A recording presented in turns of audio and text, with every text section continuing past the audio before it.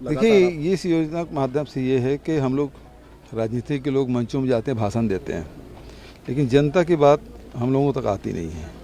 तो इसलिए ये भेंट मुलाकात कार्यक्रम में संवाद होता है कि योजनाओं के बारे में जानकारी है, किसानों के लिए, स्कूली बच्चों के लिए, आदिवासियों के लिए, महिलाओं के लिए, मजदूरों के लिए, किसानों के लिए, ये सारी योजनाएं हमने बनाई हैं। वो उसका लाभ हितग्राहियों तक मिल रहा है कि नहीं मिल रहा है, राशन सबको मिल रहा है कि नहीं मिल रहा है, APL कार्ड में, BPL कार्ड में जाति प्रमाण पत्र बन रहा है कि नहीं बन रहा है, बंटवारा खतौनी ये हो रहा है नहीं हो रहा है, ये सब चीज़ के सीधा आम जनता से सवाल हम लोग करते हैं। और यदि जहाँ आवश्यक निर्देश देना हो तो आवश्यक निर्देश भी देते हैं, जहाँ कार्रवाई करना होता है कार्रवाई करते हैं। यदि अधिकारी कर्मचारी ठीक से काम न करो तो वहाँ कार्रवाई भी होती है। सर, पूरे जिले का रिव्यू हो जाता है, लेकिन अभी तक कौन सी योजना आपको लगता है कि जो पूरे छत्तीसगढ़ में, बस्तर से लेकर अभी तक, अभी इस साइड भी आ गए, नॉर्थ में भी आ गए पूरा? देखिए, सबसे बड़ी बात यह है कि आम जनता के आय में वृद्धि हमने की, चाहे किसान हो, तो जहां हम राजीव गांधी किसान न्याय योजना के तहत लाभान्वित कर रहे हैं, इनपुट सब्सिडी दे रहे हैं, उससे काफ़ी लाभ हुआ, उसके जीवन स्तर में बदलाव हुआ। छत्तीसगढ़ में 44% जंगल है, लघु उपज भी पूरे देश का 74% हम लोग खरीदते हैं छत्तीसगढ़ में। तो तेंदुपत्ता 4000 प्रति मानक बोरा से किया, और 65 प्रकार के लघु उपज है, उसके समर्थन मूल्य घोषित करके खरीदी की व्यवस्था की है। तो उससे काफ़ी आदिवासियों के जीवन में परिवर्तन आया। फॉरेस्ट एक्ट के तहत उनको वन अधिकार अधिमान्यता पत्र देना, सामुदायिक दावा का भी है, और वन संसाधन अधिकार भी, तो वो भी हम लोगों ने कहा, अब पेशा नियम भी बना दिए। तो इस प्रकार से दूसरा जो है स्वास्थ्य के लिए हाट बाजार क्लिनिक योजना हमारा बहुत सफल रहा।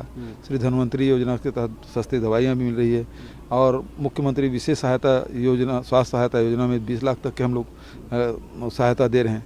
5 लाख तक के डॉक्टर खूबचंद बघेल स्वास्थ्य सहायता योजना है। तो स्वास्थ्य हो गया, रोजगार भी हो गया, और तीसरा शिक्षा की तरफ स्वामी आत्मानंद अंग्रेजी स्कूल भी है और हिंदी स्कूल भी, तो उसकी बड़ी डिमांड है।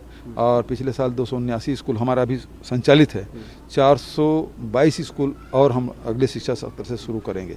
तो इस प्रकार से 700 स्कूल हमारा हो जाएगा। 90 विधानसभा है, तो हर विधानसभा में 5, 6, 7 अंग्रेजी स्कूल और हिंदी करके करेंगे।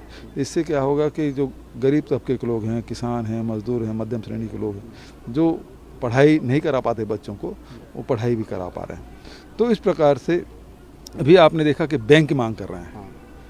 तो जहाँ भी जा रहा हूँ, चाहे बस्तर हो, सरगुजा हो, और दूरस्थ जो खासकर अनुसूचित क्षेत्र है, वहाँ बैंक की डिमांड ये कर रहे हैं। इसका ये है कि लोगों के पास पैसा आया है।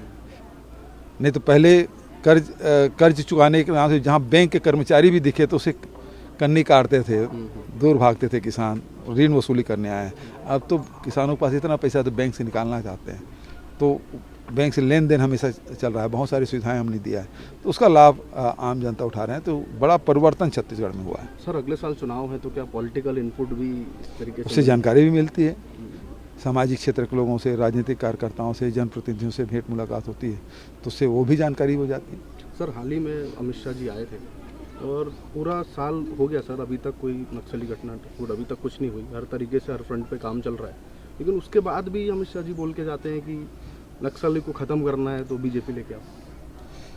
बीजेपी के शासनकाल में इतने आदिवासियों की मृत्यु हुई, आम जनता के, पत्रकारों के, व्यापारियों के और जवानों की कितनी शहादतें हुई। अब हमारे कार्यकाल में 4.25 साल में 2 घटनाओं छोड़ दो बड़ी घटनाएं हुई है, जिसमें हमारे जवान के लड़ते हुए शहीद हुए। भाजपा शासनकाल में तो ये होता था, कैंप में हमला होता था, नक्सली हमला करते थे। अब तो नक्सलियों के मान में जाकर हमला कर रहे हैं और बैकफुट में आ गए हैं। और आज चाहे वो दरभा घाटी में जाएं, जीरम घाटी में जाएं, रानी बुद्धि जाएं, जो पहले नक्सल प्रभावित क्षेत्र था, वहाँ आज आराम से लोग आज आ रहे हैं, सब चैन की नींद सो रहे हैं, सुकून से हैं। तो ये परिवर्तन आया। सर, आप जगह जगह जहाँ भी जाते हैं सर, सबसे पहले मंदिर जाते हैं, राम मंदिर या अलग माता जी के मंदिर। आपने बहुत पहले कहा था कि राम क्या बपौती हैं उनके। देखिए, हमारे जितने भी आस्था केंद्र हैं, जैसे हमारे आदिवासी, तो देवगुड़ी हर जगह मैं जाता हूँ, जहाँ गया तो देवगुड़ी भी पहुँचता हूँ। जहाँ जिस गांव में कहीं पे भगवान राम विराजे हैं, कहीं पे कृष्ण विराजे हैं, कहीं हनुमान जी विराजे हैं, कहीं माँ दुर्गा है, कहीं जगन्नाथ भगवान है, कहीं गुरु घासीदास जी के जैत खाम हैं। वो सारे जो आस्था केंद्र हैं, जो हम लोग मानते रहें, परंपरागत से मानते रहें, उसका वहाँ जाके प्रणाम करना, प्रार्थना करना छत्तीसगढ़ की बेहतरी के लिए। तो हर जगह मैं जा रहा हूँ।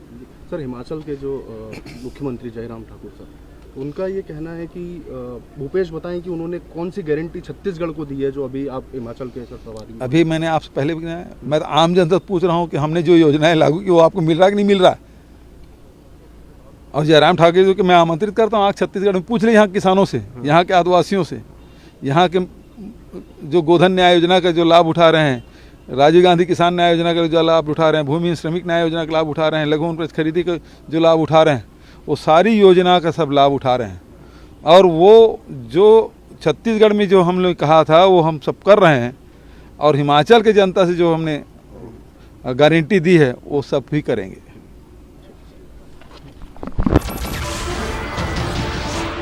नमस्कार, मैं हूं मानक गुप्ता। अगर आपको हमारा ये वीडियो पसंद आया हो तो इसे लाइक और शेयर जरूर करें, और हाँ, हमें सब्सक्राइब और फॉलो करना ना भूलें ताकि आप देश और दुनिया की कोई खबर मिस ना करें। तो जुड़े रहिए हमारे साथ और देखते रहिए News 24।